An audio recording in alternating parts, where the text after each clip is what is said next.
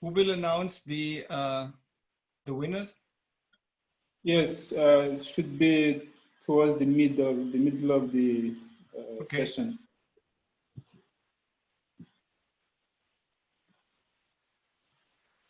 Hello, Hope. How are you? I'm good, thanks. How are you? So,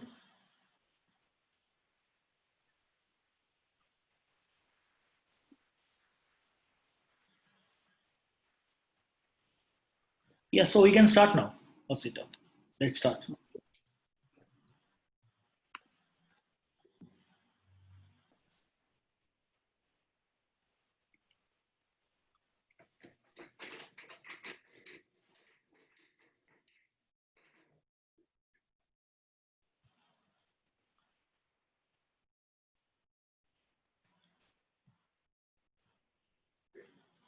hello, good morning, good afternoon, and good evening.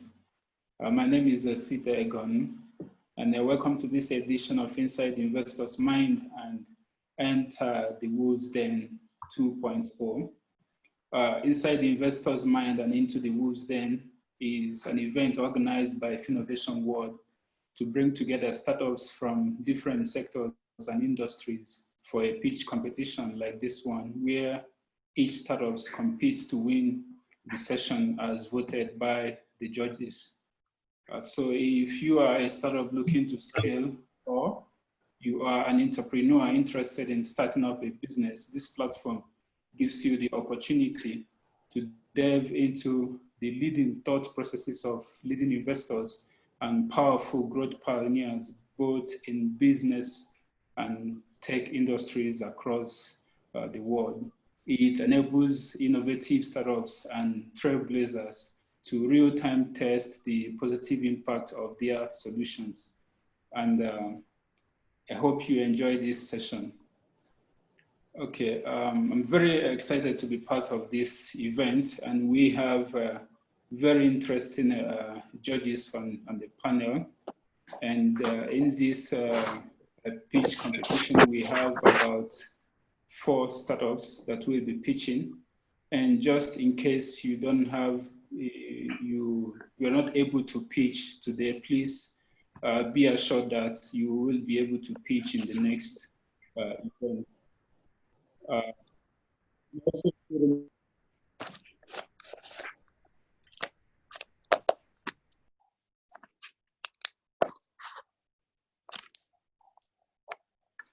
Hello?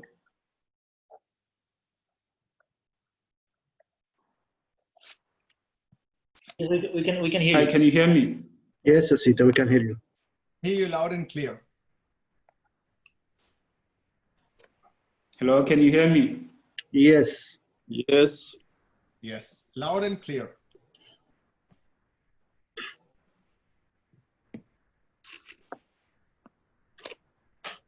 Hello? Yes, OSITA, we can hear you. Go ahead. Connectivity. What about the following? We just introduce ourselves. Yeah, I think, so let's start with Stephan, and then we can go to Clive. Okay, thank you. So I'm Stephan HORVATH. I'm founder of IDEATIONS. This is a consulting firm which is connecting knowledge and investor relations. We are advising tech clients, tech funds, and also business on innovation strategies. Great. It's a pleasure to have you, Stephan, over here. Now let's have Clive on the panel. Please introduce yourself and we can go ahead. Yes, I'm Clive BUTKOW. I'm actually the ex-CEO of Accenture South Africa. And now I'm the CEO of KALON Venture Partners, which is a disruptive digital tech venture capital company located in Johannesburg. Great to have you, Clive, once again. Thank you. Let's, LEWA, please go ahead and have the introduction. Hi. Hi, my name is LEWA ABUKHAIT. I'm the Chief Investment Officer Hello. at DAAL. Hi, OSITA, how are you? I'm venture capital based in Saudi Arabia. We invest in early tech startups from emerging markets. Hello, can you hear me? This session, thank you for joining us again. Yes, OSITA, we can hear you. Okay, so I need to take the role of OSITA today, the moderator, and no issues. Let's have Hope. Please go ahead and introduce yourself, and let's take this forward. Everyone, my name is Hope DITLHAKANYANE. I work as a venture partner for an organization called MEST Africa. Essentially, we invest in tech startups across the entire continent. So we have startups that we work with in East and West Africa, as well as here in South Africa.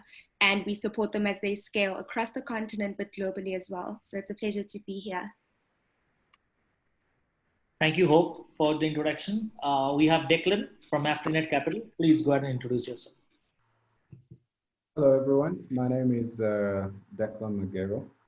I'm a founding partner at AFRINET Capital. So AFRINET Capital is a Pan-Africa venture capital platform that's focused on early and growth stage firms with tech alignment. Yes, and we pride ourselves in trying to develop sort of African-based investment instruments. It's a great pleasure to be here. Hello. Thank you, DECLAN. Yeah, OSITA, please take over. Sorry, I lost my connections there. Yes, were your introduction now, Atif?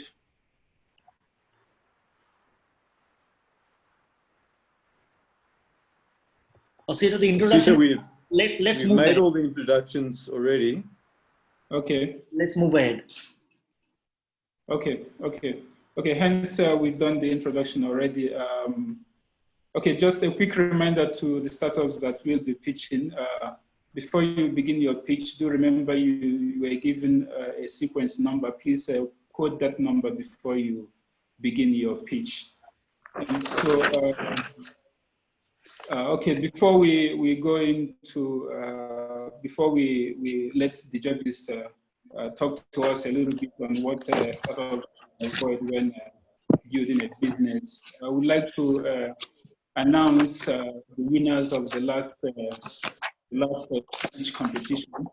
The winners for the last pitch competition is Remy Teresa, Sesto Global, My Kitty Pop, and a big shout out to Mark Quinn.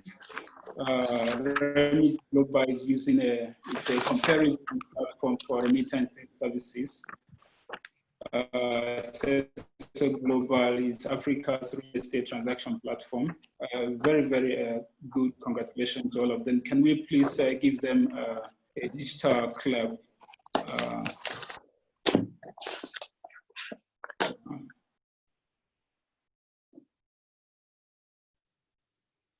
I'm not seeing a clap for the winners of last session.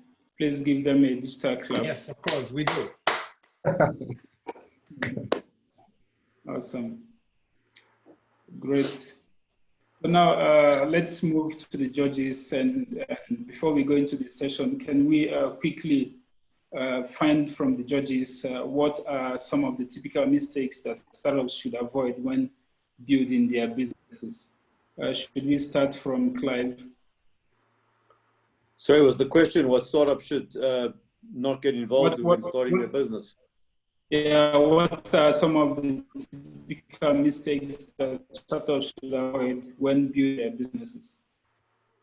Okay, I think yeah, there's many, and I don't want to sound to be negative, but I think that probably one of the most important things startups should not do is to not find out exactly what their customers want.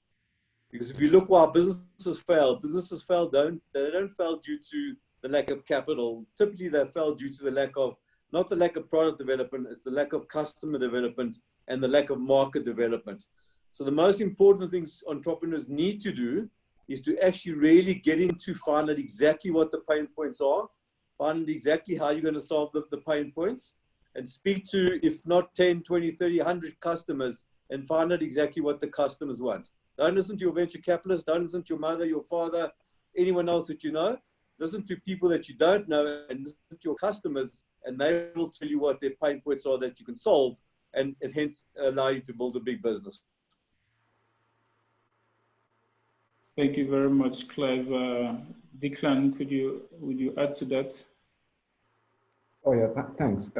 Well, from my experience, I think one of the mistakes that stands out for me is I've met startups that they seem to have developed their product, you know, within the lab and never got out there. They know they have an idea what they want to push to the market, but they have no idea what the market really is. So that lack of that grit to really understand what happens, and I think this is really close to what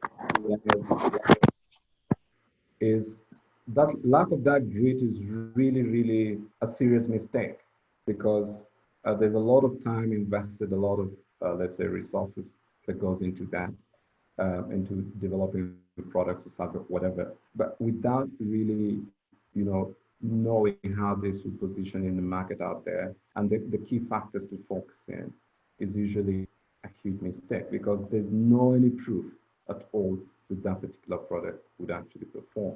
And this mistake sometimes is also made by not only startups, even, you know, companies that are well developed. They do not really do the market analysis and research to understand properly how to position those products. And that ends up affecting their projections and growth capacity. So I think a great company would be one that super understands what the product offering means to that particular market, and even the product evolution and projection as well. Thank you, DECLAN. And Stephan, would you add to that? Yes, first, thank you. So I think building up a startup in general is a very tough journey. So each step, there are important decisions to make. And that means that each step, a startup founder has to be carefully decide which way he wants to go. Two people already pointed out, one is to understand the market. And when we say understanding the market, I think it's impossible to, it's very important to say it's the competition. Some of the startup founders launch their business in an environment where you have simply too much competition. So even a good idea, but probably too much competition. So you always have to ask yourself, what is your USP? What is my unique selling point proposition, and how will I differentiate from my competition? The second thing is what I believe, the startup founders, they're often not very flexible when it comes to their original ideas and the original decision-making process. And right now we all said market is important, competition is important. So you look at it, and maybe if you modify your idea slightly, you can be very successful. But that is where I believe startups have to understand flexibility is a key element in a startup success. And initially it is vital that you understand the market needs, but also the potential demand of the products and services when you go in, and that you're also flexible when it comes to the decision of your stuff or stuffing. Very often you go with people, they say exactly the same thing like you say, so sing the same song. And sometimes it is good to have someone in the group who sings a different song. And if you want to have a very, very prominent example, I think Mark Zuckerberg, when he hired Sheryl Sandberg, that was the total opposite of what he represents in his philosophy.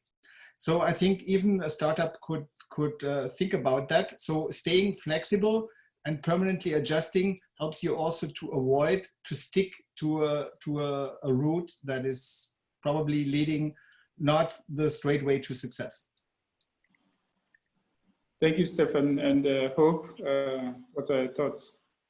Yeah, I think the other panelists have covered the one portion of what I wanted to mention regarding sort of the product that you are building, the value offering that you are building, making sure that there's as much market research and customer feedback built into that, but also as a second element to it, making sure that you try to really minimize cost as you test it. So fail fast, iterate as quickly as possible. And I think Stephen said, adapt as quickly as possible. But another portion that I've seen is quite important is really making sure that you partner with the right people. people, whether it's from the context of the team complement that you take on board, or from the context of the different strategic partners in the ecosystem that you exist in. So making sure that you really know what your internal core competencies are and who should you partner with to complement your business so that you can really scale or really fast track the growth of your business at whichever stage that you're in. So partnerships matter. Always pick complementary partners, and then definitely, as my panelists have said, the product and the way you develop it, make sure that it's in a way that is lean, so that you avoid too much money on something that doesn't have market adoption. Thank you.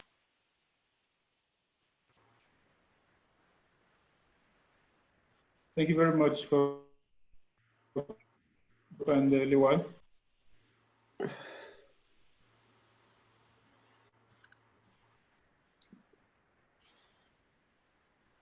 LEWA.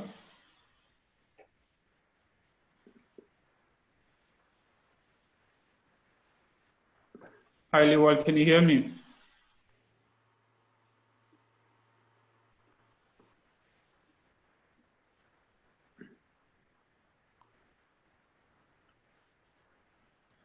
Okay. The picture is frozen, I guess.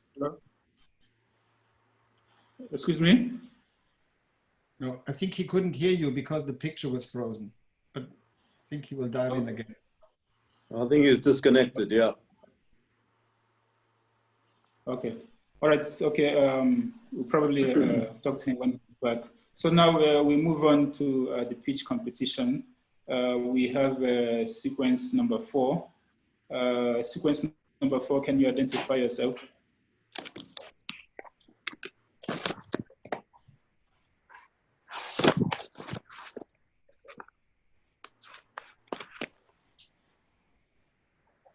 Okay. Yeah, we're here. This is Nat from Leaf Global FinTech. Hello, Nat. How are you? Good. How are you? And I've got my co-founder Tori Simples. I don't know if we could add her too. Great. What's your sequence number? 4. Sorry. Awesome. So, Nat, you have 5 minutes for your pitch deck. Okay. Are you running the pitch deck? Great. Yes. You're running it. Okay. Perfect. Is there any way to add my co-founder, Tori? She's also on the Zoom. Is that on the slide? On the slide? Yeah. No, she's on the call. She's another, my co-founder wanted to join, if it's possible. Hi, I'm just able to join. Thank you. Great. All right. Well, thank you so much for letting us join. We're really honored to be here. My name is Nat Robinson, and I'm joined by Tori Simples. We're the co-founders of Leaf. Yeah. You want me to start? All right. Okay, great. So imagine, think about the contents of your wallet, your cash, your cards, and your identity. And now imagine that you're forced to flee your country, and you have to leave everything behind and carry cash with you across borders. This is the tragic reality facing 68 million people who've had to carry cash across borders, which is dangerous, inconvenient, and expensive. Next slide. And this is exactly why we've created Leaf, a global virtual bank to help refugees and migrants safely store and transport cash across borders. We're blockchain backed, and there's no need for a smartphone or internet connection. Next slide. In addition to the 68 million refugees, there's another 100 million people living in crisis that could be refugees at any time. Next slide. But beyond refugees, there are many others who have need for cross-border financial services. So in Africa alone, there are 500 million people who rely on cross-border trade, the lack of a safe and affordable way of doing it. Additionally, there are 2.4 billion people who are using smartphones, non-smartphones around the world that need financial services. So next slide. And that makes an annual market of $42 billion. Next slide. And within the conflict zones around the world, 60% of these regions are using mobile money, which you're all very aware of. It's a fabulous domestic payments system, but it doesn't cross borders very well. And that's where we come in. We've created a wallet that has integrated with all the major telcos within East Africa to cash in and cash out of the networks. This is a system I also know well. I spent 7 years starting and running a microfinance company in Kenya, And we leveraged mobile money substantially to deliver our financial services. Next slide. So let me give you a sense for how this works in one of our markets. This is Jeanne, who had to flee Congo with her family and grabbed all the cash that she could to Rwanda. She was robbed along the way and then forced to pay bribes to border guards, leaving her with very little cash to get started in her new country. Next slide. With Leaf, Jeanne's story would have been very different. Next slide. She would have been able to have registered on a mobile phone and created her account. Next. And then she could have gone to a mobile money agent, deposited her cash, sent that to her Leaf account. Next. At that point, she could have crossed that border safely without carrying cash. And then once she set up her account, she could receive funds from friends and family abroad, allowing her to then withdraw again through mobile money into that next home country, if it's Uganda or Rwanda or someplace farther, and leaving her with more cash to get started in her new country. Next. And so let me turn just over to Tori to tell you a bit more about how Leaf works behind the scenes. Thanks, Nat. Leaf is able to operate in large part because of blockchain technology, specifically the Stellar distributed ledger. We use this to store transactions and facilitate the movement of money across borders. This allows us to provide fast, cheap transactions for a population that demands both high security and transparency, but we don't expose users to the risk of volatility usually associated with cryptocurrency. Next, please. The Leaf product is one global wallet that goes with the customer wherever they go, and it can be accessed with two front ends, our smartphone app and our USSD product. With this, customers can store their money all over the world. They can send and receive with people in the Leaf system, cash in and cash out through mobile money, and exchange into the currencies we support. Next, please. Our business model, our revenue model, is like other financial institutions. Like a bank, we're able to invest money while customers aren't actively using those funds. Like a money transmitter, we make money on small transaction fees and a foreign exchange spread between currencies. Unlike other financial institutions, though, if you want to go to the next slide, we don't have the high cost of a physical infrastructure, and so we expect to break even at 7,400 accounts. Next, please. We're unlike anything else on the market in our ability to store money over time and transport it across borders. Banks and mobile money are typically only domestic, and point-to-point money transmitters are very expensive and still leave people picking up physical cash. New digital solutions miss out on the non-smartphone market, which makes Leaf very unique. Next, please. So far, we have run a successful beta in 5 countries, completed the Techstars Startup Accelerator with Western Union, and have won awards from the United Nations, the Vatican, and South by Southwest. We're very excited that our next step is a full-scale launch. If you'll go to the next slide, we'll give some details on that. We have over 1,000 people pre-registered for a product on Android, iOS, and USSD. We just found out that we are a finalist in the EcoBank FinTech Challenge, which will allow us to launch into another 23 countries on their rails. Next, please. Finally, we have a fantastic team to do this, split between East Africa and the US. Nat mentioned his background in financial services in Kenya. He's also a lawyer and a serial entrepreneur. My background professionally is in technology as a data architect, and I've worked personally with resettled refugees for 15 years. I know firsthand what happens when someone is separated from their assets on top of their community and their way of life. So if you'll go to the last slide, please, I'd ask you to think back to that feeling of being separated from the things you value and how hard you would work to restore that. That is the opportunity that we're excited to tap into with Leaf. Thank you. Thank you very much, Tori. I will now take the questions from the judges. Please, judges, we'll have 7 minutes for the questions and 3 minutes for your feedbacks and assessments. Thank you. So any questions from the judges? I'm happy to start. Nat, thanks for the presentation. I think it really is exciting. What I didn't understand there was how people actually get the money in the wallets in the first place. Is that using the network like Safaricom of Yep. actually putting cash into the wallet? Yep, exactly. So all through mobile money. So if it's Safaricom or MTN, we've integrated with all the major telcos. So you just have to go to, take your fiat, your physical cash to that agent, deposit onto your mobile money account. And then from the app, we're able to do a push and pull from mobile money into the wallet. But yeah, we're leveraging those existing networks. It's just a follow-on question, just quite interesting. We're both from Accenture. I was the CEO of Accenture South Africa, so I know saw you from Accenture as well. But how do you, I mean, I own a payments company, and it's a volume-based company. You know, we get a percent. We get a percent of the revenue. And I imagine your revenue model, business model is pretty similar. So what you say you can break even on 7,400 clients. I'm quite intrigued by that you can break even on such a small number of clients in this remittance world. Yep, exactly. That's what's so exciting about what blockchain presents, and it's particularly the Stellar distributed ledger we're using. It's incredibly cheap to do small transactions, and we can generate transaction fees, but also the foreign exchange spread. So just like a money transfer company. So making both revenue from the withdrawals, and then also from when people are exchanging money between currencies. But the big one that we see for longer term is the float and the money that's held on that wallet. That's generally held with a bank. We've been negotiating to get a share of the revenue that's earned from that money that's held on the wallet. So a combination of all of those is our okay, so the treasury function. Yep, exactly. Okay, thank you. Yep, thank you. Thank you.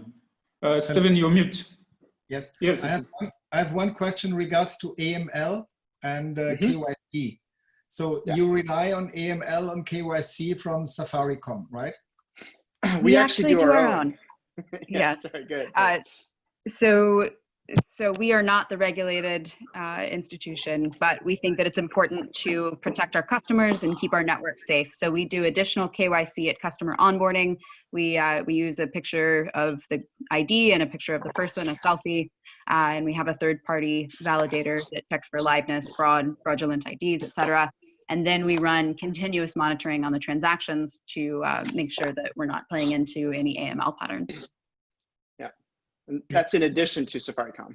So they also, you know, because you have to have a mobile money account to load cash. So there's that check. And then also we do our own. Thank you. Yep. I do have a question. Regards competition. Your product sounds really great. I like the fact that it's optimized for sort of cross-border cases and situations.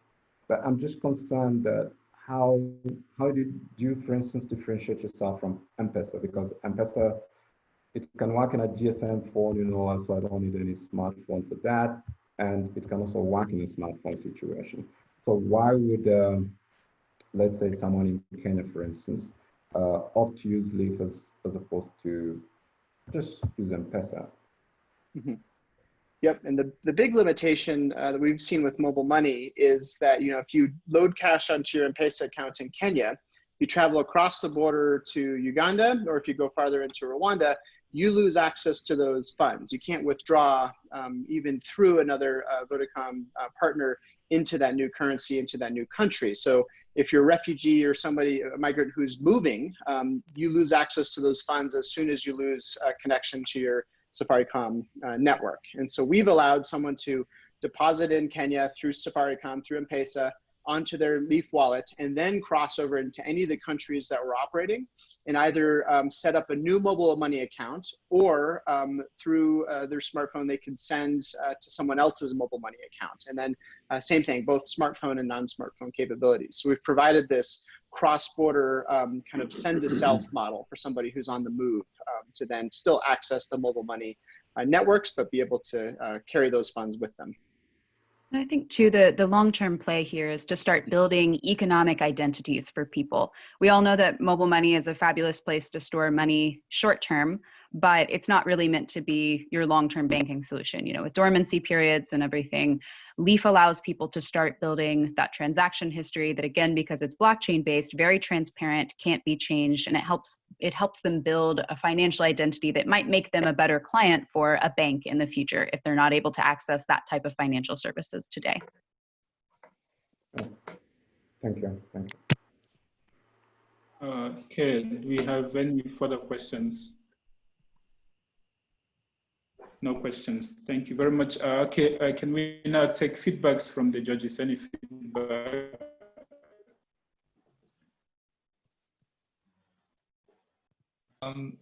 Yes, I'm happy to start. So what I like is the presentation is very clean, straightforward. has one theme, so you can easily follow. And what I especially liked, you tell stories. You make the challenge, you make the solution tangible by talking about, hey, this is Peter, hey, this is Sue, something like that, right? So, and that is something that really brings also the topic to life and makes it better to understand. So, and a very nice team, of course. Thank you. Thank you so much. I think just to add that, yeah, I think it was a great presentation. I think really it's infrequent we find something that's as easy to follow, that's nice images, not too much text. So it was actually telling a story opposed to us reading your autobiography, which was quite nice. I just think I think you just on the other side, there are a lot of competitors like Mama Money in South Africa that do what you do about remittances. And it's good to see that you're working with Western Union, because obviously they're disintermediating themselves. So I suppose you're just intermediating Western Union by having this ability to remit money from one country to another country. So I think that's a good partnership with Western Union, and rather work with them than compete with them. Thank you, Clive. Thank you. Any feedback?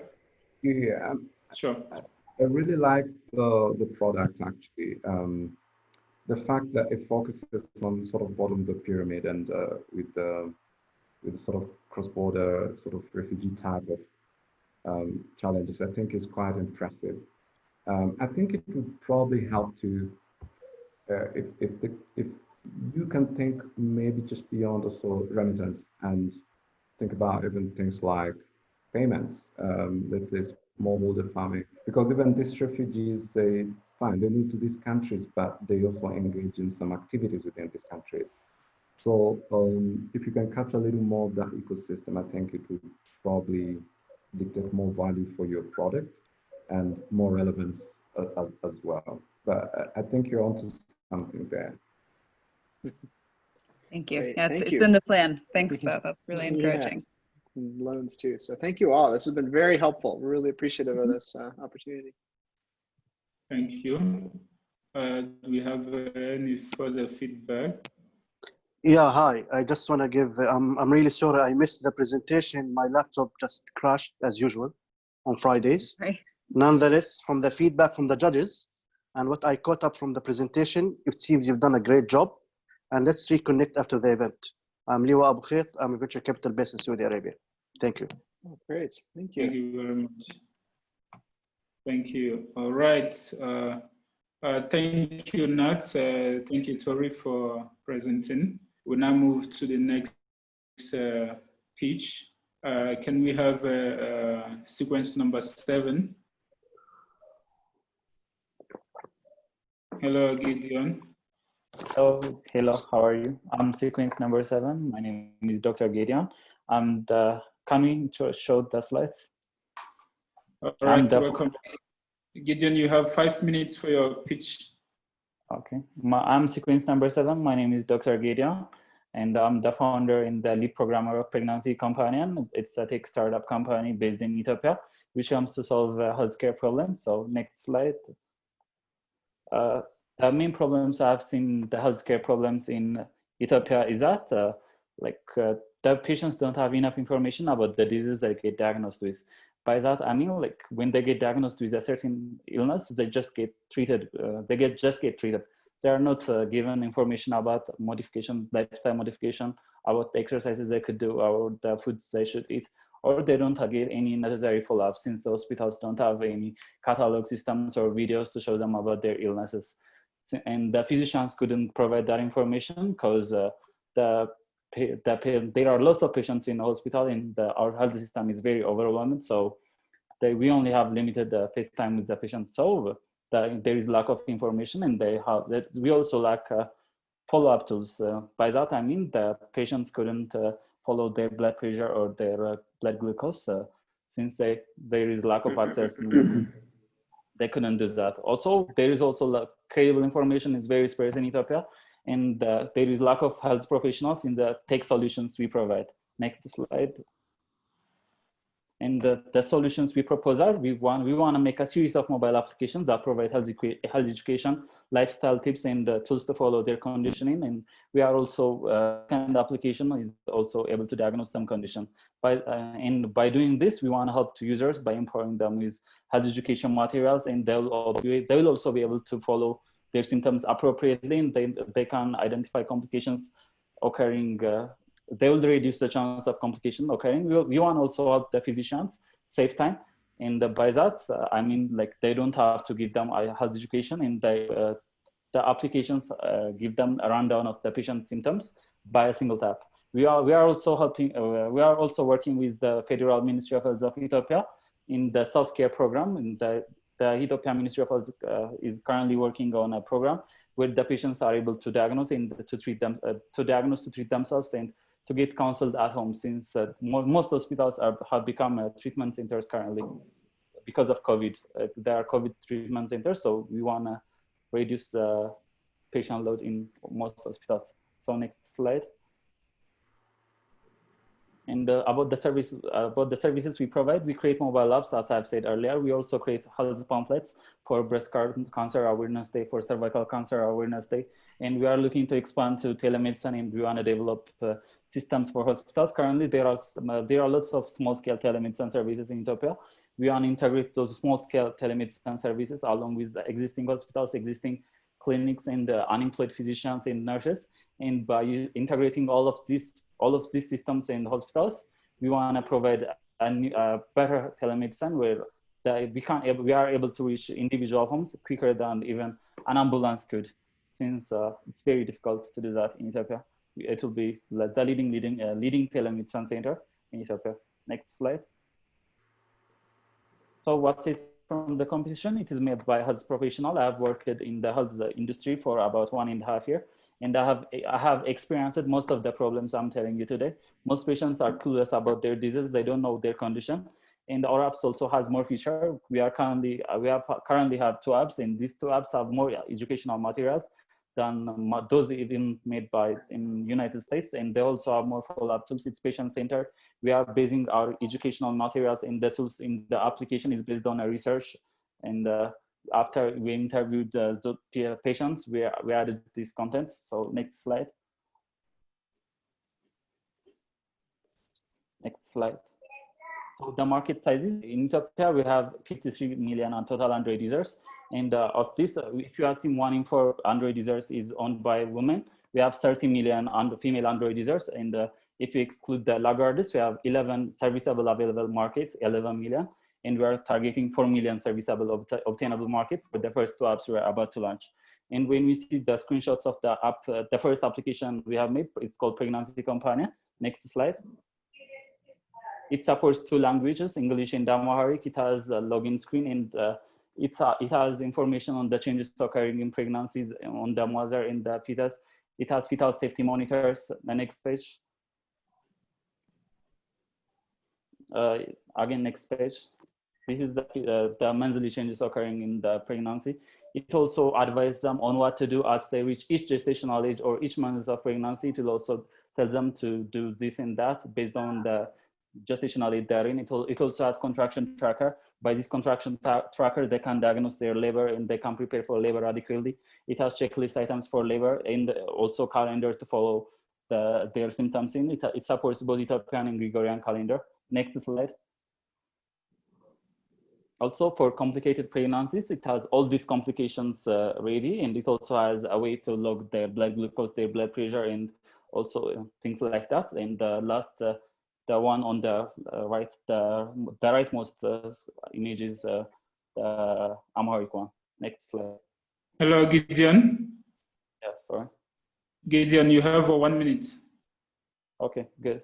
So currently, we are gonna launch the piloting process along with Stops International, and I've also asked Engender Health to facilitate the funding. And the director of Engender Health this morning has called me and has told me to partner Ministry of Health. And by the end of next week, hopefully, we will partner our Ministry of Health, and we can proceed from there. Next slide. It's our final slide. So our vision is we want to hire a marketing team, and we want to be advertise this application, and This application will be the base for our telemedicine project. If we create enough publicity with this application, we can launch our telemedicine project on a high. So next slide. Our monetization plan is we'll be able to advertise on our app. There are lots of eager pharmaceuticals and hospitals who want to advertise on our app.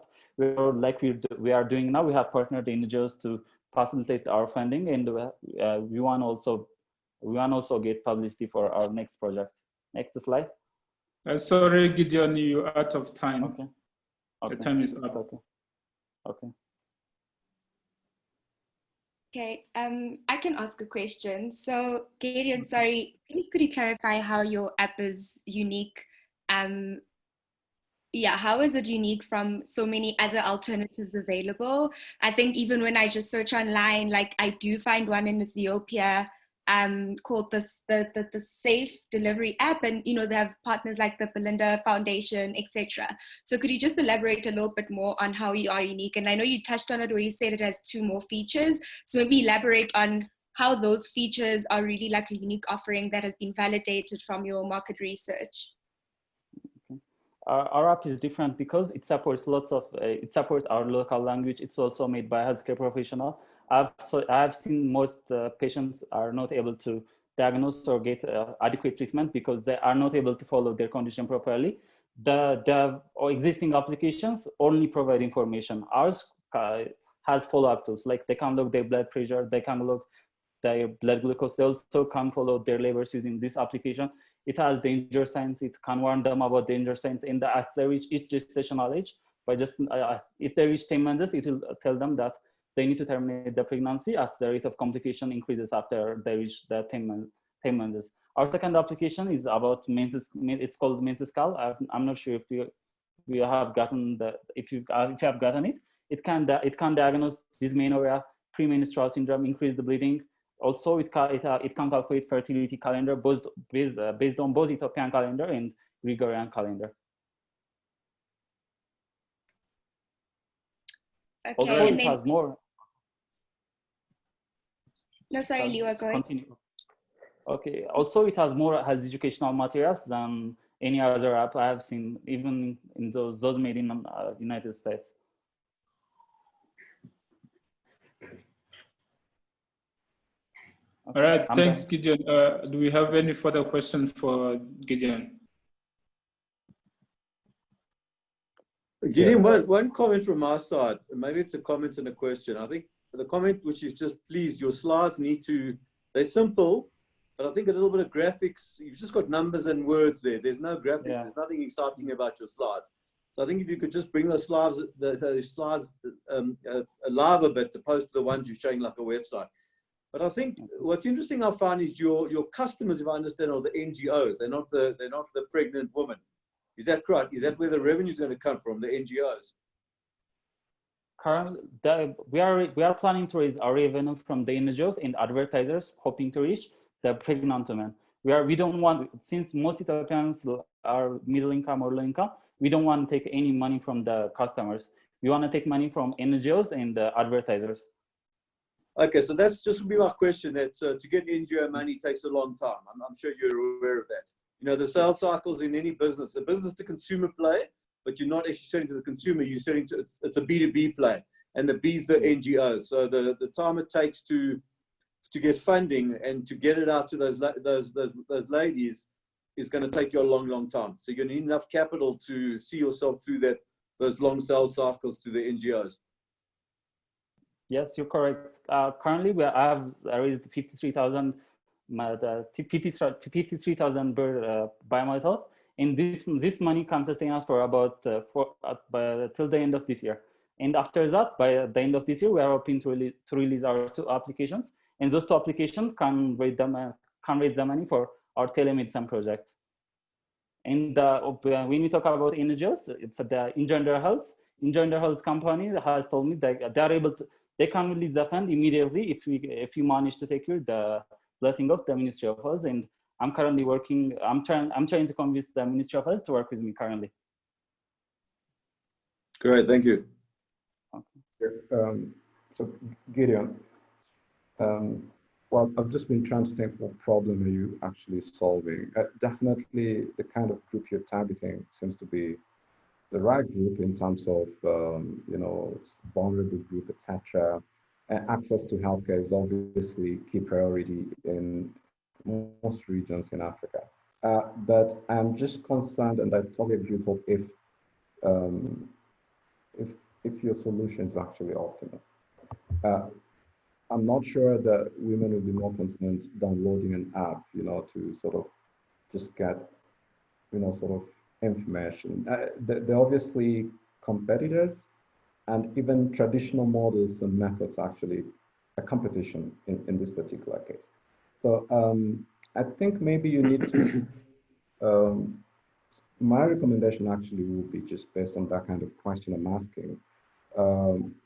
I think if you connected these women to access to healthcare products and technologies, maybe that would be a little more useful. You know, they know that if they have this condition, if they have this situation, this is how they can actually access medicine and healthcare and health technologies in order, you know, to have, you know, healthy cycles, in order to have health delivery, etc. As opposed to, and then your company will be more of an insights company, and even the NGOs and governments and pharmacies will find it extremely useful to partner with you, because you will hold unique data, you know, as far as you know, your group is concerned. I feel like this will be more extremely useful, as opposed to just advertising, you know, as a revenue plan. That's my recommendation. Yeah, I accept this recommendation completely. The connection, we are planning to do the connection part on our next project by telemedicine. I mean, when we launch our telemedicine project, when the patient logs in the application, we'll connect them to the nearby hospital or the nearby general practitioner, hoping to do which are unemployed. There are lots of unemployed physicians in Ethiopia, and we want to utilize that resources, and we want to link the users or the patients with the physicians eventually. But as a start project, we wanted to make an easily made application that can reach the wider public, like this pregnancy companion application. And thanks, Scott. Gideon, tell me about the team behind this whole. Who's the founders? Who's the team with you now? I'm the lead programmer. I'm also the general physician, so I'm in charge of creating the content. Also, I have a graphic designer with me currently, and we also have hired a law company, and they are handling the contractual issues. And we are also planning to expand by hiring a marketing team in the next month or so, since we are so close to launching. And I keep hearing that you say applications. So you planning of doing multiple applications. My recommendation, Gideon, is to put it all in the one platform. Don't use the concept of multiple applications. It's only one platform that gathers all services together and have it in one place. And for me, myself, I'll be honest, Gideon, I fail to see the unique selling proposition in your application. Like Hope mentioned, there are other applications do the same. Whether you localize it with the local language or not, it's still the same. I couldn't see any something that stands from the crowd. We've seen several applications like this, and I would focus on one unique problem that you are solving. I would highly recommend, like Clive said, that you just see how you can support the pregnant women into reaching into healthcare services. But for me, I really failed to see the unique selling proposition. Our unique selling proposition is in Ethiopia, like the application the Hope has told you about has very few users. I'm not sure if you have seen it, but I've seen lots of healthcare application made, and the maximum users we have is 500. I've seen is around 500. On our mini piloting project of NEP's pregnancy companion application, we already have around 50 users on just the mini piloting. We haven't even done the piloting project. When we do the piloting project, we are planning to pilot with using 100 pregnant ladies, And like, what's different about this application is it's gonna be promoted by Ministry of Health or Mary Stopes International. If it's promoted by either of them, we're gonna have hundreds of thousands of users, and the application is gonna be provided by the service provider or by the physician. We don't wanna be able to push the application through the Google Play. We wanna push the application through the providers, healthcare providers. But Okay. I get your point. All right. I get your point. All right, thank you very much, Gideon. We've both taken questions and feedbacks for your pitch. We'll now move on to the next pitch competition. Thank you very much, Gideon, for pitching today. I'm glad for. Thank you. All right, can we now have number 10, sequence number 10? Please identify yourself. Hello, can you hear me? Hello. Hello, can you hear me? Yes, Fortuna, how are you? Good, thanks. Thanks for this opportunity. An honor to be here. Thank you. Can you quote your sequence number? My sequence number is 10. Awesome. You have 5 minutes for that. Okay. So you're going to operate the slide deck, if I understood right, correct? Yeah.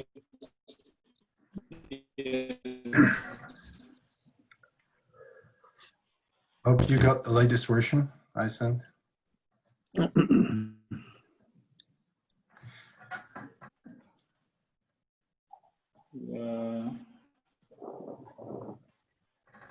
Sorry, there is some issue with the resolution of the slides, so that's why I'm not able to pull it up. Just spare me 1 minute. Let me try, or else we can move ahead. Just a minute. Otherwise, I can also pull it up from my side. That's possible.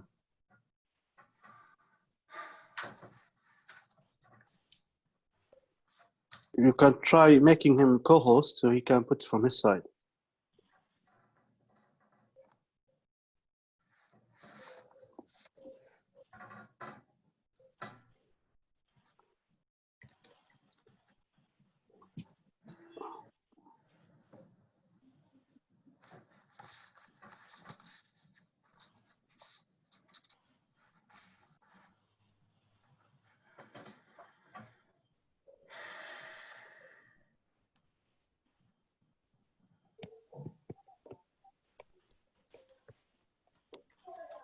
Sorry, there's some issue with the format. I couldn't pull it up from here.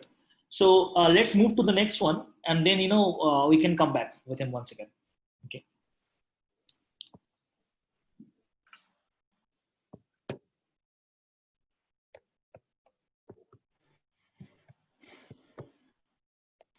Okay. Let's move to sequence number 8. Can we have sequence number 8?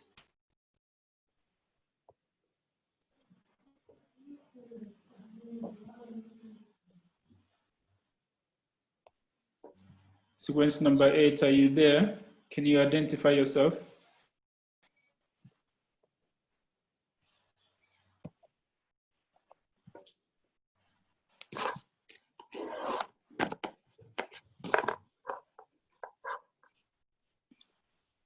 Sequence number 6, are you there?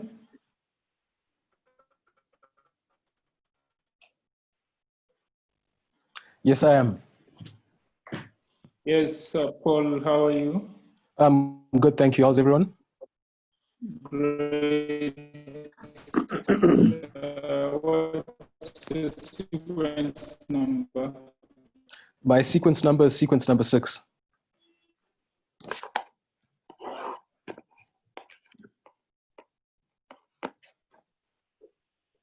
Paul, what's your sequence number?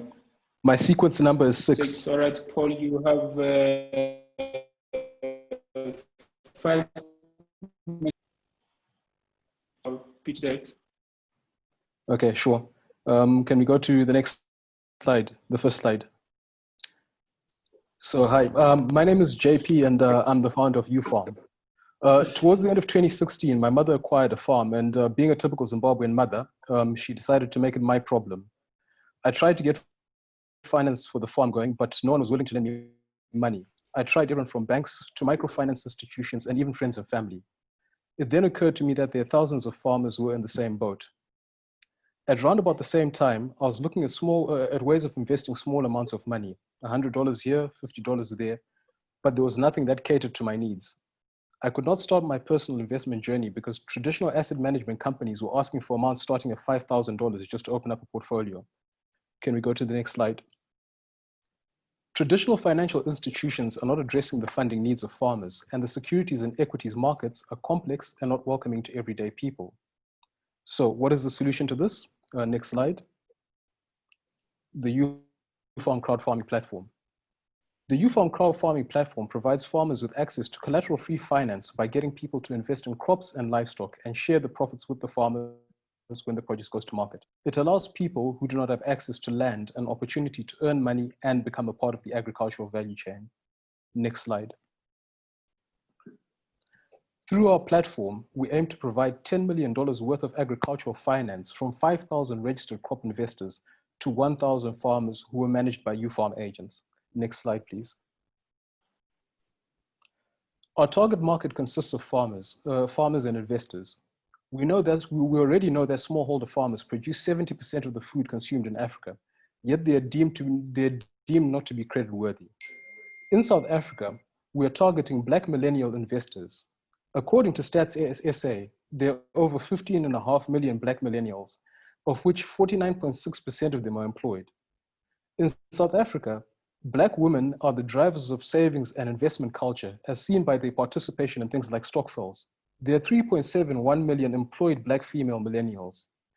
If we're able to only get 10% of them to invest $1,000 through our platform a year, we could potentially unlock $300 million worth of agricultural finance for smallholder farmers. Now, how are we going to achieve this? Next slide, please. Through our simple business model. Profits are shared after the produce has gone to market. The farmers take 40% of the profits, the investors share 40% of the profits, and UFarm agents take 20% of the profits. So, for example, if a farmer requires $1,000 to grow tomatoes, we'll put that project onto the platform. And once the money is raised, we'll deploy it to the agent who will then work with the farmer from planting all the way to harvest. Now, let's just say the tomatoes fetch $2,000 at the market. The first $1,000 goes towards paying back the initial investment, and the remaining $1,000 is what we consider the profit. So the farmer takes $400, the investors share $400, and the agents take $200. So if someone invested the full $1,000, they would walk away with $400 profit. And if they put in $100, they would walk away with $40 profit. Next slide, please. Next one. UFarm makes money from annual fees that are paid by agents. And they also pay a 20% royalty on profits that are earned by the agents on every project they do. We also charge investors a success fee, a 3% commission on every successful project that we do. Next slide, please. Now, it's not enough to just provide finance for the farmers. You need to also vet the farmers and help them manage their crops. When lockdown struck, we were not able to get out there and get more farmers onto the platform. And in response to COVID-19, we decided that we should actually empower people with agricultural training to become UFarm agents. These agents live in the farming community, and it's their job to actually identify farmers who need funding and to help them manage the finance and provide extension services to the farmers. The UFarm agents have actually enabled us to scale rapidly, and we now have projects running in Zambia, South Africa, and at the end of this month, we'll have our first pilot project going on in Uganda. Next slide, please. Next slide. Now, none of this would have been possible without my amazing team, and a special shout out has to go to Hama and the dev team, who've developed an amazing platform that will allow a person anywhere in the world to become a part of the agricultural value chain by selecting a project to invest in any country where there's a UFarm agent and a UFarm farmer. Next slide. We're growing slowly but surely every day, and we're now ready to actually scale rapidly. And in order to do this, we're looking for an investment of $400,000 and with an 18-month runway using a convertible note. This money will be used to put together the right team so that we can actually market UFarm in order to get more people to become part of the agricultural value chain and help us change the way agricultural finance is done in Africa. Thank you very much. Thank you, Paul. We now take questions from the judges.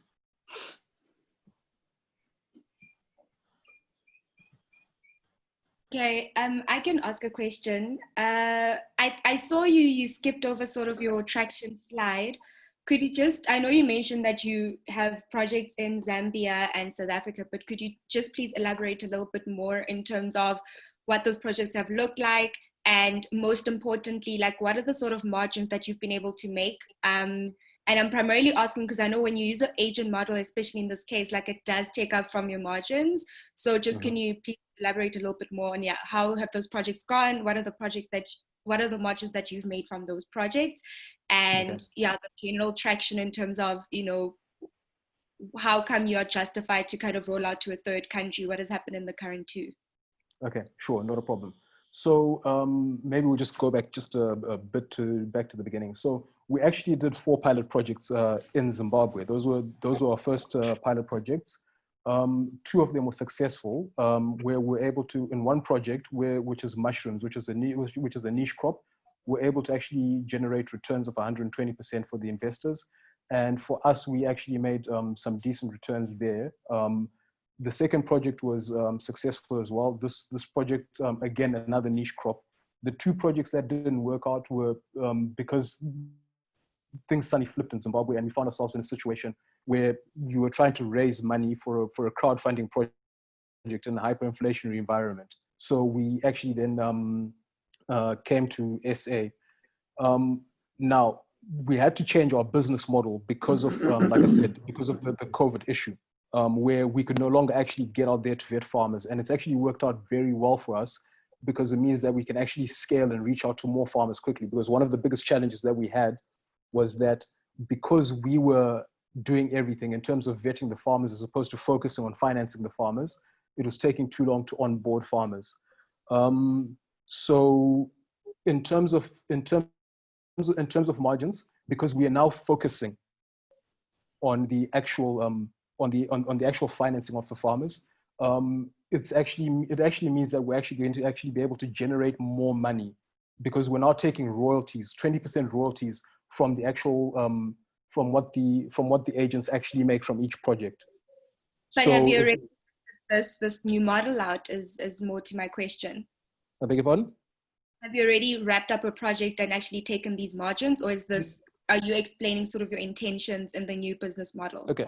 Yes. So I'm explaining the intentions because we just launched our SA project 2 weeks ago, and the Zambian project was 3 weeks ago. And in Zambia, they're just about to grant us a provisional license, so we should be able to wrap that one up quicker. Okay, sure. Sorry, thanks for the clarification. I think from your presentation, I thought you already sort of rolled out and now you're going to a third country. And then just my one other question is just how are you different to, I know there's a crowdfunding platform for farmers called Livestock Wealth. Is there anything that you guys are doing a little bit differently from how they're doing it? Yeah, sure. So Livestock Wealth is primarily focusing on livestock. We focus on both livestock and crops, first of all. Secondly, again, with the agent model, it means that we can work with farmers across the whole of South Africa. We don't do the farming ourselves or have a farm ourselves where everything is done. So we can work with farmers in, sort of like right now, we've got agents who are lining up projects in Northwest Cape. We've got agents who are lining up projects in Gauteng. And we've got agents that we're talking to who are onboarding, in the process of onboarding in the Western Cape. So we can basically cover the whole of South Africa because of the agent model. Okay. I have a question regarding the funding slide which you had in. Yes. You talk about 400,000 US dollars, right? Yes. 29% is going into marketing. Yes. 34% is eaten up by the team. So I assume organization, wages, salary, and that. Yes. So what are you doing with the other 33%? So the other 33% goes to, you know, your things like rent and that sort of thing over the next 18 months. So basically your structured costs basically. So that means from the 400,000, all the money goes into your operations. Yes, but we know that because it's agriculture, we know that we'll start generating proper revenues from in about 6 to 8 months, because some crops do take a while to actually get to market. So that's where the biggest challenge lies. I understand that. And then from what we get, 20% of the revenue that you earn goes to the agents. Yes. So 40% of the revenue goes to the investors. And the other 40%. So 40%. 40% goes to the farmers. 40% goes to is shared by the investors, and 20% goes to the agents. And then we get 20% of what the agents make. Okay. So to be honest, I don't fully understand the revenue model, and I don't understand what will be left at the farmers, right? And if that is significant to give all participants the way of right in this system. And also, when you collect the 400,000, I don't see how that directly contributes to, I think, to the agents or whatever. So that means all the agents would work for free, right? Or are the agents covered in the marketing? The agents are the ones who take the agents earn their money by taking the profit share, the 20% profit share. That's how the agents earn their money. We are earning our money from annual agency fees that they pay once a year, plus 20% of what they make for each project. Plus 3% what you get from the investors, what you said before. Yes. Yeah. Okay. JP, just a follow-on question to that. I think my advice to you would be, I'm not sure why you're trying to go to South Africa and go somewhere up into West Africa at the same time. You know, you haven't got any traction in South Africa, and you're trying to go into 2 countries. Going into 1 country is hard enough. You know, the complexity of trying to go to another country is not 1 + 1 is 2. It's 1 to the power of 10 or 5 to the, you know, it's just so much more complex what you're trying to do. So I really think you should try and, you know, dominate the market, pick a focus area, whichever country it is, it doesn't matter. But if you are South African, it's next to Zimbabwe, pick this market. I think it's a great opportunity you're trying to do, and actually completely focus and dominate it. Very much like Livestock Wealth has done. They're dominating the South African market. They haven't gone all over Africa to try and do it simultaneously. So I would really focus on 1. And, you know, they say you try and catch 2 bunny rabbits, you catch none. You try and catch 1, you'll catch it. So I think focus would be number 1. I think number 2 is I mean, you're doing crowdfunding here, but you're not talking about the downside. You've shown the upside, that there'll be this extra return, but you don't show any downside here, that it could be a complete failure and everyone loses their cash. And I think you have to be, the impression I got here is like, you know, it's like blackjack, where you're putting money on black and red and everything's a red and you never can lose your money. So I don't see anything about the downside and how the investors could potentially lose their capital, which I would really be concerned as an investor, because there's no indication that you've got insurance or whatever it is, how I'm going to protect my downside.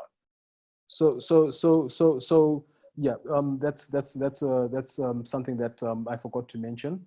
So basically, there's no project that goes forward without the crop insurance. And secondly, every project that we do has to have an offtake agreement before we proceed, because you're dealing with perishable goods. So the last thing that you want to do is go and harvest and then start looking for a market for the produce. So we have to make sure that every project has got a market before we proceed. As with the looking to expand into other countries, it's because we're using an agency model that we're actually able to do it. So currently we're just kind of experimenting to see how it actually works.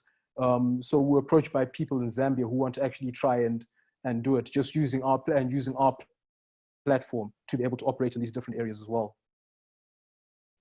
Yeah, I just think, JP, you know, it sounds simple what you just said there, but you don't understand the focus. Something's going to go wrong there. Every minute you spend on Uganda or wherever country it is, you shouldn't be spending that minute. That minute should be spent in South Africa. So I've been there, done it. I've made this mistake. You know, I've built businesses that have taken them over the cliff because I've just tried to expand too quickly. Before you've got a product market fit in one country, you're trying to scale it to another country. And it's from an execution point of view, it's not, I haven't seen that working. I'll be honest with you. And I've built 100 tech companies. No, I really appreciate that. All right. Thank you, Paul. And big thanks to the judges for the feedbacks. We now move to Paul. Thank you for your pitch.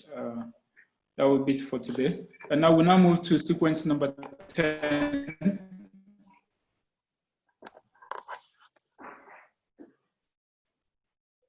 Sequence number 10. Yes, I'm here. Can you hear me? Yes, we can hear you. Okay, hope it's gonna work this time. Hopefully.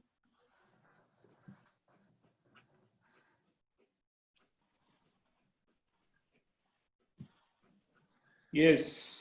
Okay. Fortunately, you have 5 minutes. Okay, great. Thanks a lot. So I'm starting. My name is Fortunate, and I'm the founder and CEO of SAVE. Many of you might have heard the term inclusive finance or microfinance. Please go back.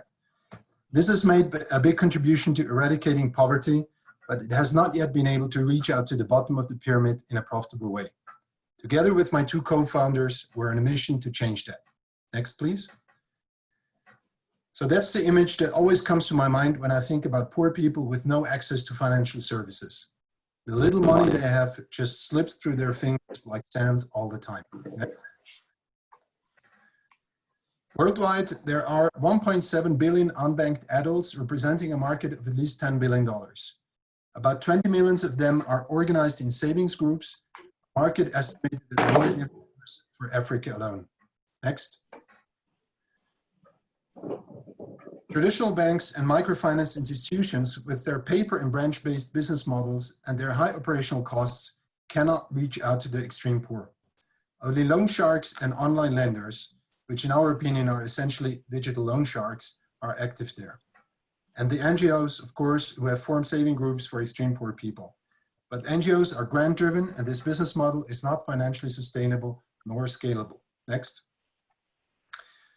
I have worked with saving groups for 2 years in Burkina Faso, where I took this picture. Essentially, the principle is that women of a village put their savings in a metal box and use it to give small loans to their members. And this helps them a lot, I have seen it. But there are also two main challenges. First of all, savings pile up in their boxes towards the end of each yearly savings cycle. And second, after each yearly share out, they have to wait for 2 to 3 months until they have enough money or enough savings again to give out loans to their members. Next. And this is where SAVE comes in. Our solution is essentially a peer-to-peer online platform acting as an escrow fund. After almost 3 years of customer development, we have designed two very simple yet very specific products, a group saving account and a group seed capital loan. In addition, we will invest free access money in remunerated deposits. Next, please. With these two financial products, saving groups have more dynamic cycles and their capital increases steadily as illustrated here by the green line. Without, they would have stagnant saving cycles as illustrated here by the red line. Next, please. So how will SAVE succeed where traditional microfinance has failed? First, we have a digitized and branchless banking model with low operational costs. Second, we work with field agents to facilitate between the online platform and the offline world of illiterate customers. But field agents work as franchisees to keep the costs low. Third, with small weekly fees, we operate on an acceptable paying level for extreme poor customers. And last but not least, we're running this as a profitable business, which makes us financially sustainable and scalable. In summary, with this product-driven approach, we will bring the bank to the people instead of trying to bring the people to the bank. Next. So we will charge a small weekly commission on onboarded groups, and we will get a part of the interests of the invested free access deposits. Another part goes back to the groups, and a third part goes to our partner bank. According to our calculations, we have a customer acquisition cost of $4 per group with a lifetime value of $140 in the first year. Next, please.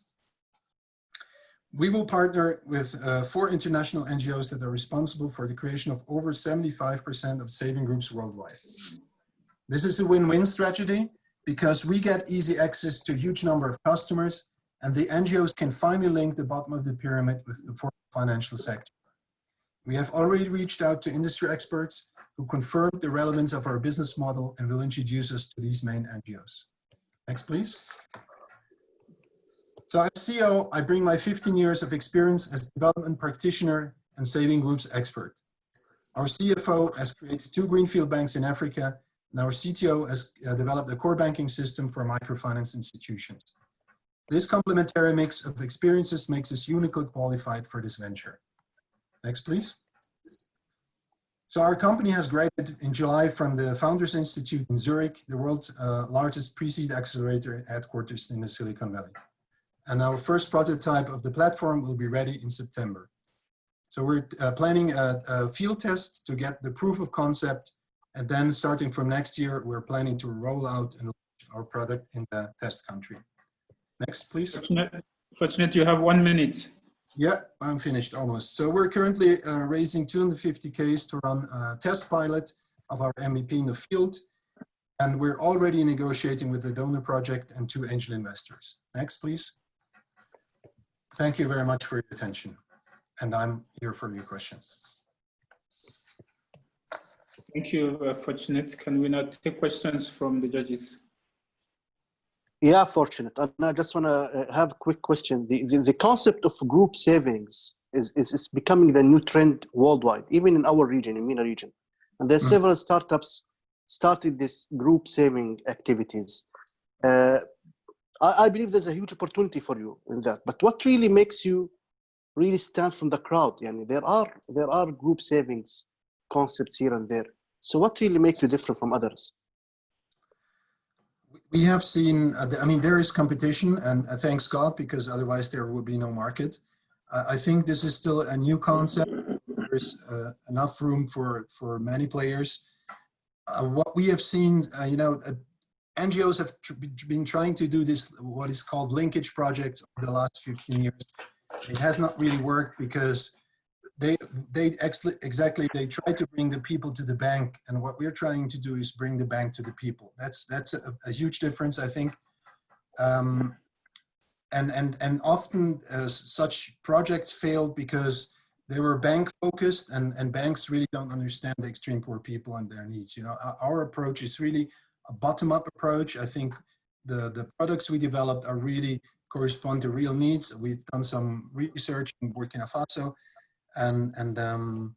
But there are others. I mean, there's one called Exus is doing also pretty well.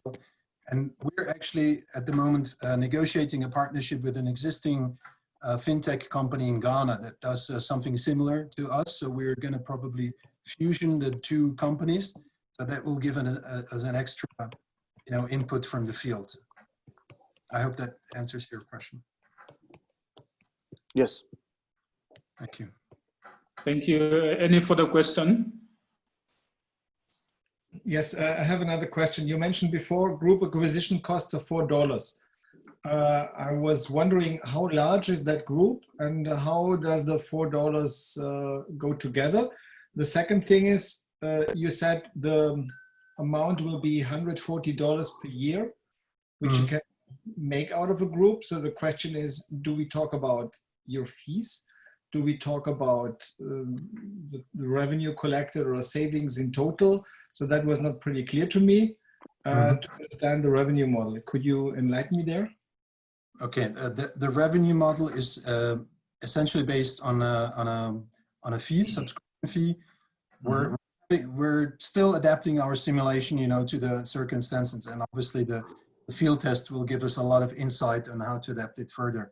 But we're calculating at the moment a weekly fee of $3 per group.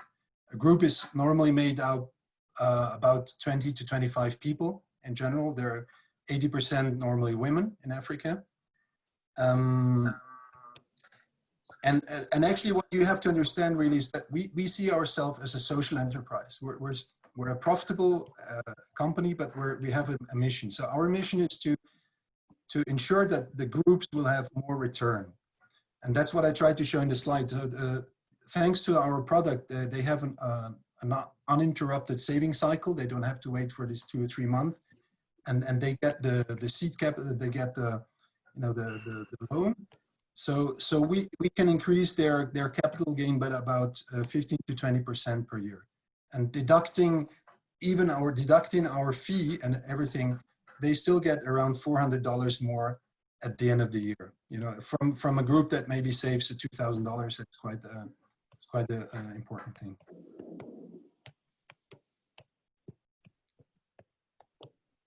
All right, thanks. Do we have any further questions?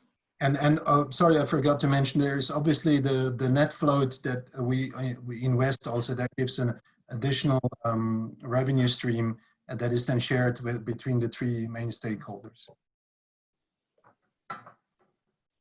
And I think this goes probably back also to Lewa's question, because the main interest, banks and microfinance institutions have now in savings, because they see it as a new source of capital.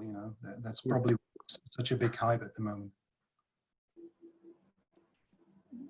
I just have a question on sort of, have you partnered up with any financial institutions in terms of providing you with that license that enables you to kind of store the savings on your platform? Just speak a little bit more around sort of the legal components that you've been able to overcome to date. Yes, no, we haven't yet. We're still negotiating this grant, 250 grant, with a project that would allow us to get the proof of concept in Ghana. And but since it's an escrow fund, I think we're not acting as a bank, so we don't need to be regulated ourselves. But every country is obviously different. We were looking at different countries until now, Burkina Faso, Ghana, so we couldn't do the full in-depth due diligence yet for each country. So we're waiting to really focus on one country, and then once we go there, we'll do all the work. But yeah, because there's a similar company that I work with, and one of the things that disenabled them from being able to pilot it was the fact that they had to have that financial backing. So it'll be important for you to have that strategic partnership with the bank, to see how you can be able to effectively be allowed to roll it out depending on whichever market you'll be focusing on. So I think that will be quite key. And then, I think I had a similar question regarding just how you're a little bit different. Yes, the market is quite big, but you also have to try to really craft what unique aspects of the market you could tackle, because there's very different ways that people are trying to do it. And I think that was still a little bit unclear to me. But I think as you mentioned, you're still going to do the field test, so hopefully you'll have more insights as to how to adapt your current model. Yeah. But you're absolutely right. I mean, but we hope that through a banking as a service agreement with a local bank, we can actually get all the regulatory coverage. And one of the strong points also, we have our CTO is based in Bangladesh, and he owns a big software company there. They have already a very successful platform, core banking system for institutions. So we come with a huge experience also from a technological point of view. And I think that's a pretty much good asset we have here. Fortunate, I just have one small concern. I think it's totally sort of a fantastic area of focus, because we have lots and lots of players there. But my observation of most of these sort of table banking sort of groups, there's a strong social element to this. And I wonder why most of them belong there. And I actually think this social element is one of the aspects why a lot of, let's say, women, for instance, belong to these particular groups. I don't know if you have factored in, how you would support this social element, because if, for instance, your system and technology is a threat to this social element, as much as you're promising all these positive results, there may be very little uptake, especially if you disrupt that social element. So this is more. Yeah, you're absolutely right. Yeah. This is more a recommendation. Crucial. Sorry. Yeah. Go ahead, please. It's an absolutely crucial element.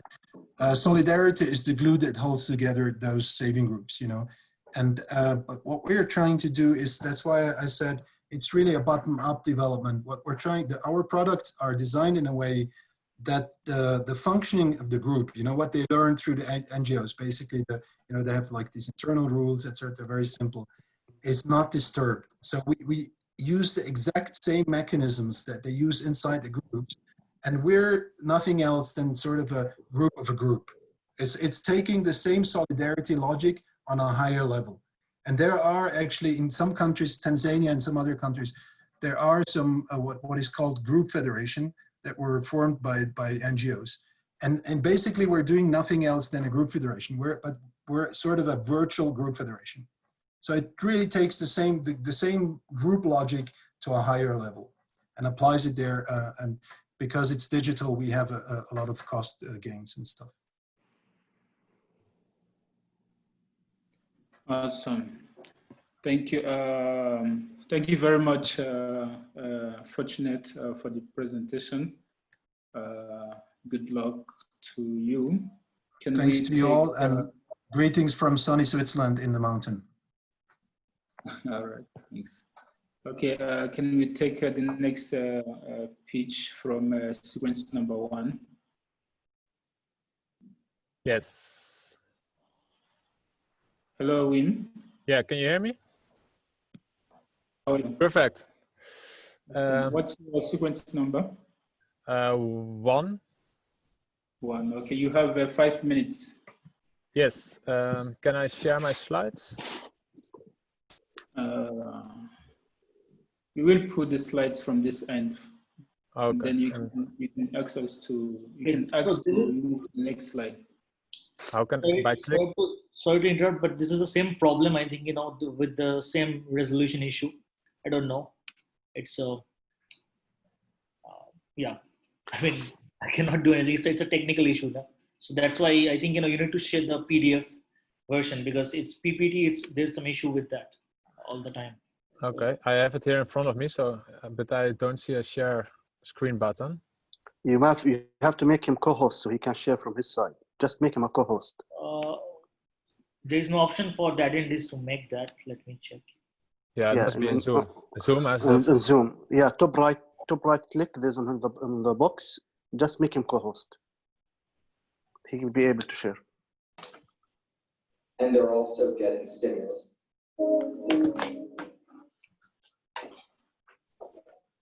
Wait a minute, please.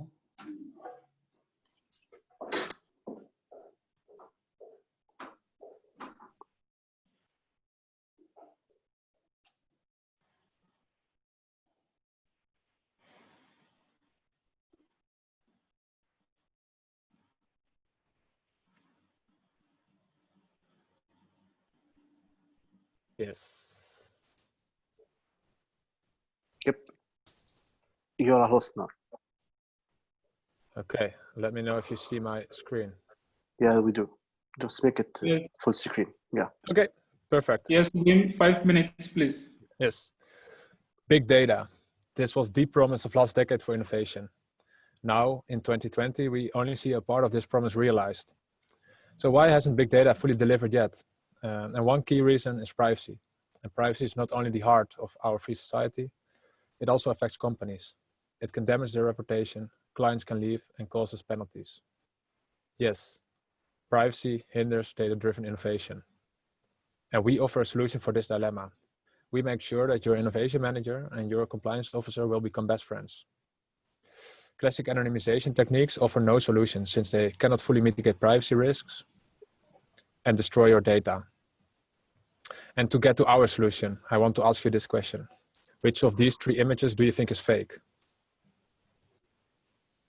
They're all fake. They're all fake. The faces you see here do not exist in the real world. These are synthetic images generated by artificial intelligence. And what if we could apply this technique on stricter data sets? And this is exactly what we do at Sinto. Our Sinto engine is trained on the original data and generates a completely new and anonymous synthetic data set. What makes us unique? We apply AI to capture the value of the original data. The bottom line is, our synthetic data is highly realistic and can be used as if it is real data, but without the privacy risks. And therefore, we always ask this question. Why use real data when you can use synthetic data? And this is our answer. First, you can minimize personal data and thereby reduce, for example, data breaches. Second, you can unlock personal data that was restricted due to privacy. And to summarize, this allows companies to build a strong foundation to boost data-driven innovation with less risk, more data, and faster data access. And this unlocks a wide variety of use cases. But let me illustrate data sharing. Highly sensitive financial transaction data, for example, is typically collected and cannot simply be shared with other financial institutions. Consequently, those financial institutions cannot realize data-driven innovation. Our solution shares this data in synthetic form to guarantee both the data quality and the privacy protection. And the benefits: less risk, more data, and faster data access. After our visit, those financial institutions can test, develop, and innovate with synthetic data. And I see you all thinking, can we already use this? Yes, our Synto engine works. We have 3 successful pilots and started in an incubator program, all realized within a few months with no need for external resources. And our ambition is to launch a software as a service solution so that everyone can benefit from synthetic data anywhere, anytime. So, why use real data when you can use synthetic data? We are Synto and we solve your privacy dilemma.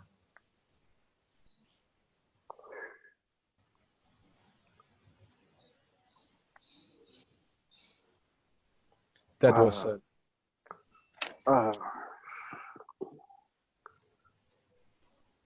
So that was the presentation? Yes.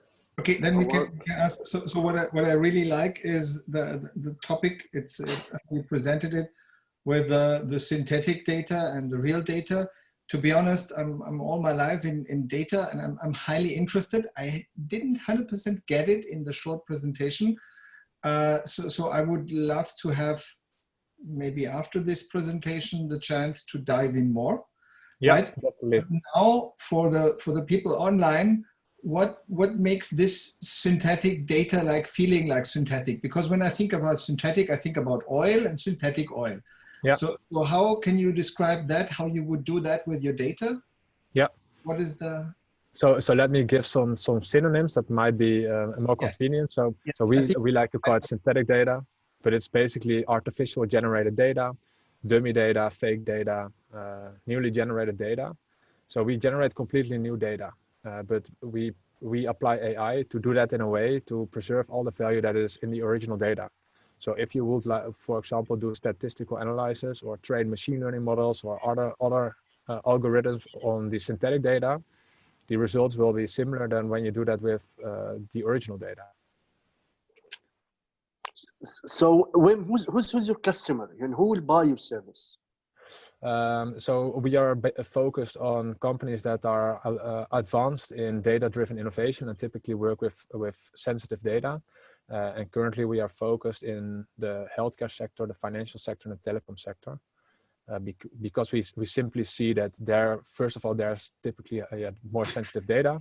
And second of all, those are typically the sectors that are more advanced in realizing data-driven innovation. So they typically have AI departments, they have data-driven data scientists, data developers. So that's basically our go-to-market focus at the moment. And I agree with Stephan. This is maybe the most interesting presentation for the day so far, beside LEAF. Nonetheless, and I like the concept, and I still did not fully get it. I don't know how. I don't know how you did it. Yeah. So I can also maybe to make it a little bit more. Yeah, it's what we always say. It's a new way of tackling the privacy dilemma. So what we see currently in the market is what we call classic anonymization techniques, and I went shortly over it because of the short time constraints, of course. But what we typically see now is with classic anonymization. Where are you based with? Amsterdam. In the Netherlands. Yeah. The accent, yes. I was thinking about the accent. Okay. Yeah, I think from my side, I mean, brilliant concept. But I think I would have tailored the pitch to suit this particular type of environment, to kind of, yes, spend time on the concept and what makes it unique, but give a little bit more as to, like, you know, who are your customers, or what is your go-to-market strategy? How much are you raising and how do you plan to use it? So just a little bit more of the business elements, because I think as much as you've kind of refined the core product, there's a lot of value you can gain when coming to pitch competitions in terms of how to actually make a business from it and then eventually execute it. So that's what I would have loved to see a little bit more of in terms of other strategic considerations in surrounding your product. And that's why I think it's very hard to be clear. Like, I think that's why I was also a little bit confused. But overall, great product, great idea. I think it's very much needed, especially with a lot of the data security issues that we face, I think globally, not just in South Africa, with, you know, Facebook and all the different commissions that are set up. It shows that there really is a huge privacy risk. But yeah, but maybe clearly a pitch for the audience and the expertise that the people on the panel will be bringing, so that you can extract that value. Yeah, good suggestions, good, and thanks for the tips, of course. And yeah, if there's interest in diving more deeply into this content, yeah, feel free to contact us, of course. Yeah, we are more than happy. Yeah, there's definitely interest, I think, from all of us. Just what Hope said, I think what you need is more cases, and you need to explain what you can do with it. Because I'm just guessing, but I think you have a lot of good high-end IT people sitting here and designing that.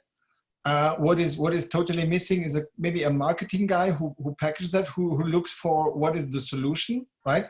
Because I have seen a lot of high-end tech companies struggling for the reason they haven't found the model which they can monetize. Or even if there was a model which they can monetize, they were so into details of what we can do next and how we can do that a little bit better, right? So that you totally miss out in the way how you can make money with it, right? And that is actually to bring that alive will only work when you can connect that to the market. Yeah. Yeah, definitely. That's what I would say, just as a work on that. Yeah, good tips. If I could sorry, if I could indulge you a little, can you hear me? It's a little bit interrupting at my side, but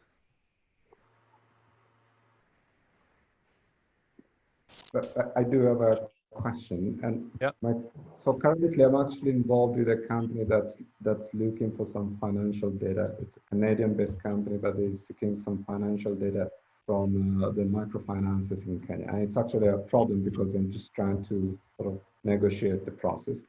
You look like the guy with the solution, but my concern is, how do you generate the original data? I can understand internally your product would work perfectly because it would translate the original data into synthetic data.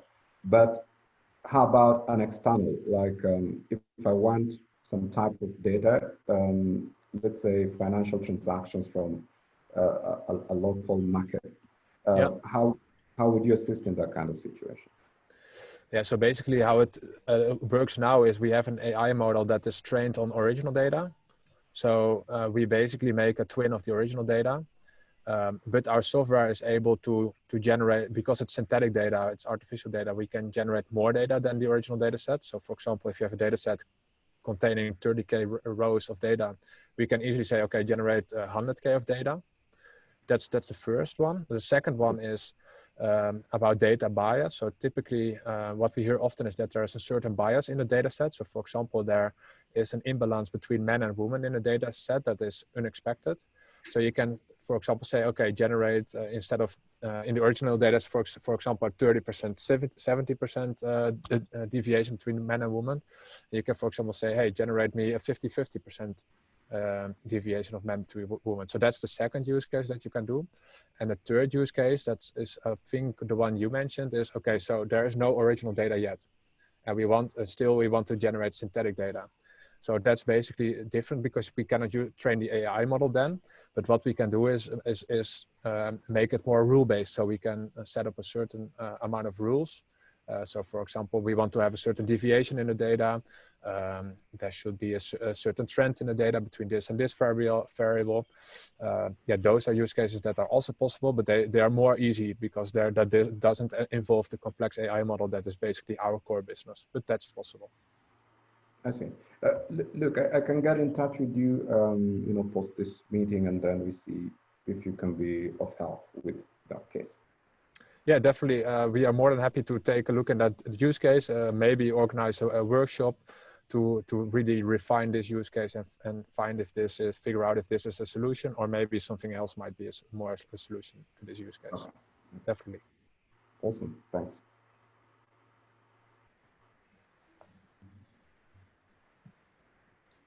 All right, yeah. Thank you. Yes, LEWA, go ahead. Yeah, just one thing, when I would just say, for like Stephan and Hope mentioned, I love the concept, I love the product, though I did not get it fully, but I really like it. And I want to say something. Once you have a market traction, an actual case study, that market traction with actual customers, let's get in touch. I like it. Sure, Lewa. Thank you for your feedback, and we will get you in touch with him accordingly. Thank you very much. Can we take any further feedback? Do we have feedbacks from any of the judges? Any more feedback?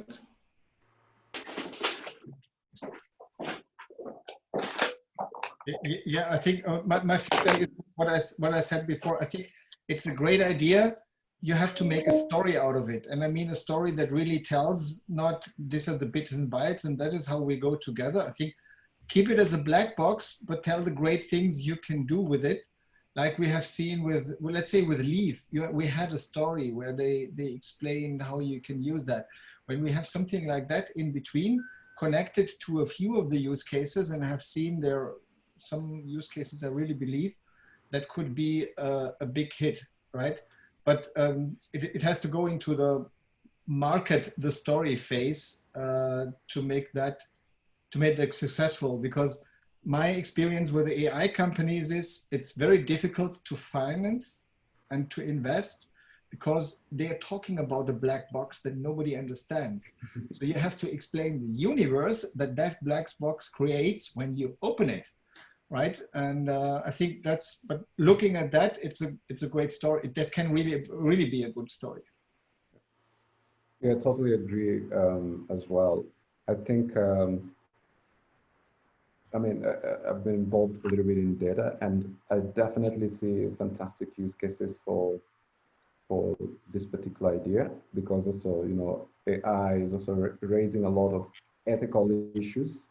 And data privacy issues and data abuse and all this. But I think for you to, you know, to make your story believable, then traction is going to be really, really critical. If you find some real life use cases and have an absolute success rate, then I think that's when your business will make absolute sense. So you must really strive to build very strong traction and use cases. Thanks.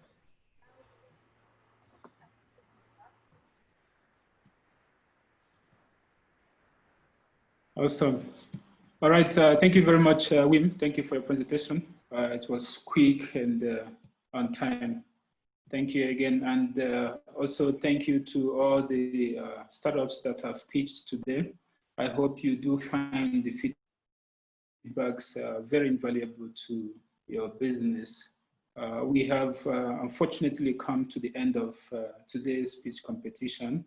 And a very big thank you to all the judges for sharing their views and insights with us.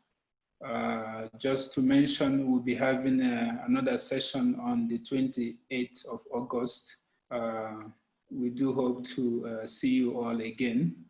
And also to the startups that we are unable to pitch today, please do note that you get the opportunity to pitch in the next session that is on the 28th of August. Your sequence number still remains the same, nothing changes. Okay, thank you again, guys, for coming out today. Thank you, DECLAN, Hope, thank you, LEWA, CLIVE, and Stephan. And thanks again to all the startups. Good luck. Yes, and thank also, you. Yeah, and also a big congratulations to Remit Redder, CISO Global, and Mike Kitipap. Once again from our end.